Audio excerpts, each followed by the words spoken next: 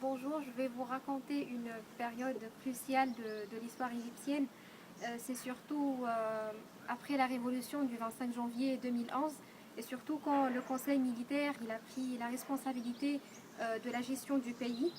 Et c'est ici vraiment c'est le début du conflit qu'on va trouver entre militaires et civils et avec trois événements majeurs.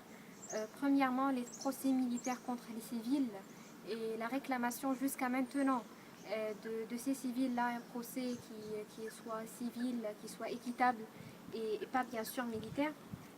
Deuxièmement, surtout le problème du financement étranger qui était un problème depuis bien longtemps parce qu'en fait, on accuse les organisations sociales d'être financées par des moyens illicites. Et il y avait la ministre de coopération internationale, Faiza Abounaga, et qui a déclenché la guerre envers ces organisations-là civiles en leur disant et en accusant que le financement n'était pas légal et légitime.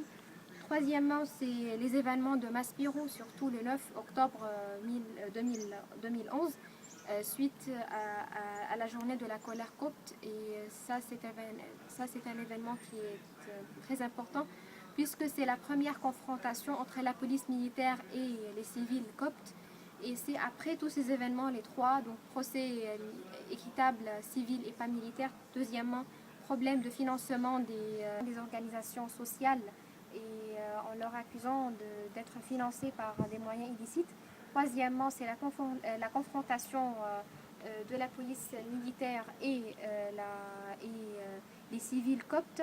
Tout cela, on trouve un seul but, c'est l'unité contre le conseil militaire. On voudrait bien un État civil qui n'est pas militaire.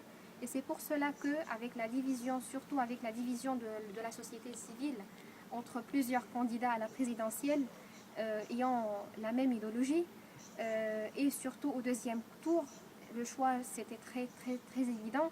Ahmad Shafi qui est l'homme militaire ou Mohamed Morsi. C'est pour cela qu'on a choisi Mohamed Morsi, le civil, qui je peux dire l'élu, qui pourra très bien continuer le trajet de la révolution pour un peuple qui vise très bien un état civil et pas militaire.